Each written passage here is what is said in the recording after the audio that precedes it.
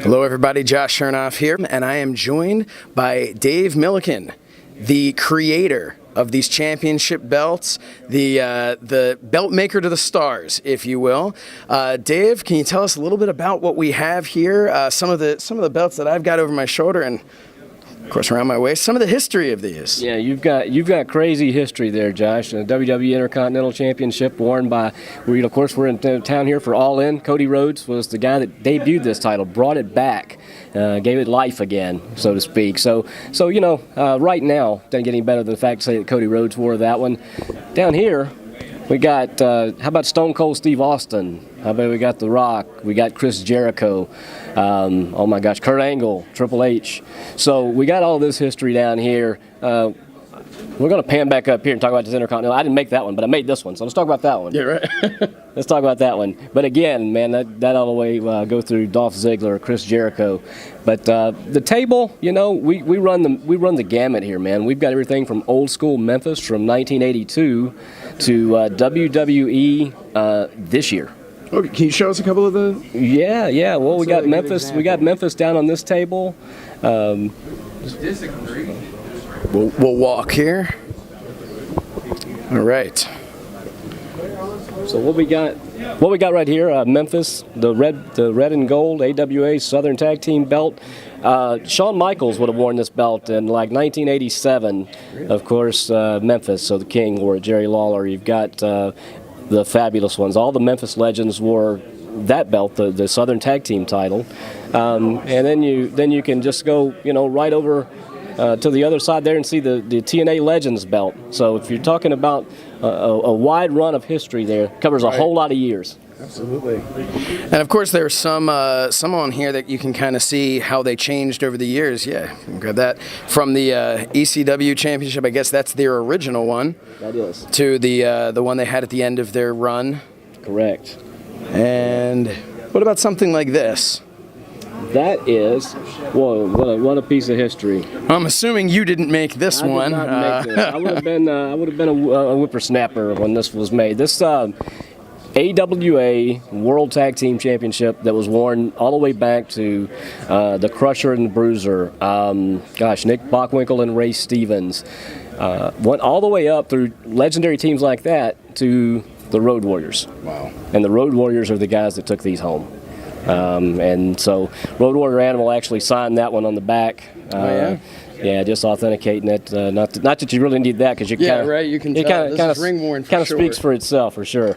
But yeah, so we're covering the gamut here. We got it all covered. And then of course behind us here we have a Ric Flair robe, which again, unfortunately you didn't make this one. Didn't make that. But can you tell us a little bit about what's next to it? The Big Gold, as it's known. What's the history behind this specific one here? This specific belt is the belt. This is the Big Gold belt. This is the original Big Gold belt. No matter how many copies you've seen, no matter it's even been casted, and cast copies have been used on television. Mm-hmm. But no matter what you see, this is the one. This debuted February 1986 with Ric Flair. So we've got that, and then it's got its battle scars. But here's the tell: if you can zoom in on this and see the bend at the top. Yep. And we don't really even know how that happened, but we know that when Bobby Heenan's showing up with it on WWE TV, it's already got the bend at the top. Yeah, and so that's it. This is going to be, and I'd love to say I made it, but I was a teenager when it was made. This is going to be, you're going to probably call this one of the 2 or 3 most legendary belts ever in pro wrestling, and is absolutely the most copied belt of all time. So when Hulk Hogan spray painted the NWO, was it this belt? It was this belt. It was this belt, and to the point that... They cleaned it off real nice. Well, that actually, to tell you the truth, when some friends and I got a hold of it to authenticate it and inspect it, we actually helped get some of the residue out of it because it was still there. Wow. Yeah. After all those years. All those years. All right, what's one more belt on here that you would say maybe you're most proud of, or maybe it's not even here, of the ones that you've created yourself? The one that's not here would be the IWGP Heavyweight Championship. That's just Kenny Omega is the champion now. That's probably for modern day, probably the most iconic thing that I'm associated with. But as far as prize possessions, we're in the right spot. Oh, wow. I took this 1991 to 1994 WCW World Championship out of a case specifically to bring it here to Starrcast.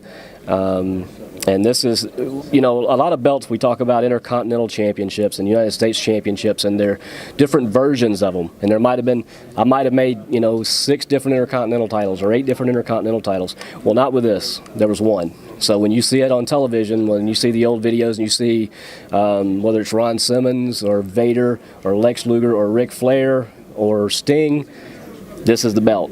So when it comes to prize possessions, and I'm going to show you the WCW champion tip there, which most people don't even know is there. Oh, wow. A little piece of little belt nerd trivia for you there. Now something's missing back here. Yeah, and that's a great authenticator too, because you can kind of see in the Ron Simmons and Vader days that it's already starting to break, and they were kind of rough on it, and they even broke the tip here a little bit. Yeah. But yeah, there was a WCW World Champion logo plate that used to be there. But yeah, man, as far as history goes for me, this is that's a pretty cool thing to have. Well, thank you so much for sharing all that with us. And I look forward to seeing the next belt that you make. Thanks, Josh. All right, man. Thank you.